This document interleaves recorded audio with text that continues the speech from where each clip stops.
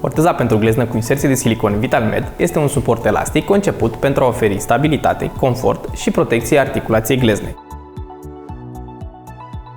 Această orteză este recomandată în special persoanelor care se confruntă cu afecțiuni precum entorse, luxații, instabilitate articulară sau în perioada de recuperare după accidentări. Orteza este realizată din materiale de calitate premium, care asigură elasticitatea și confortul în timpul purtării. Orteza de gleznă cu inserție de silicon VitalMed este disponibilă în 5 mărimi, pornind de la mărimea S, care este cea mai mică mărime, până la mărimea 2XL, fiind cea mai mare mărime. Cum se îmbracă corect orteza de gleznă cu inserție de silicon VitalMed? Pacientul trebuie să introducă piciorul în interiorul ortezei cu eticheta în sus pentru a facilita îmbrăcarea cât mai ușoară. Pacientul trebuie să introducă piciorul în interiorul ortezei până când călcâiul se așează în spațiul special destinat, iar inserțiile de silicon sunt poziționate în lateralul articulației gleznei.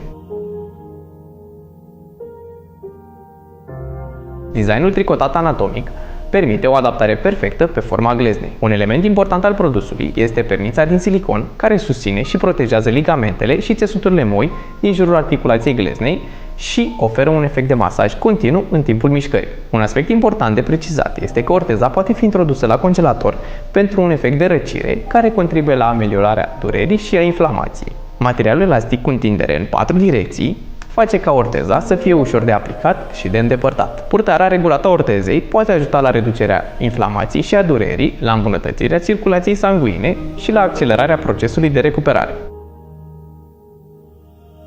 În ceea ce privește întreținerea, produsul se curăță ușor prin spălare manuală cu detergenți neutri și apă călduță. Se recomandă uscare naturală, ferită de surse directe de căldură. Orteza pentru gleznă cu inserție de silicon VitalMed este alegerea ideală pentru protecția și susținerea articulației gleznei, oferind confort și siguranță în activitățile de zi cu zi. Dacă și tu te confrunți cu una dintre afecțiunile menționate, îți recomandăm să achiziționezi produsul nostru, orteză de gleznă cu inserție de silicon VitalMed, din farmacii sau magazinele de tehnică medicală din țară.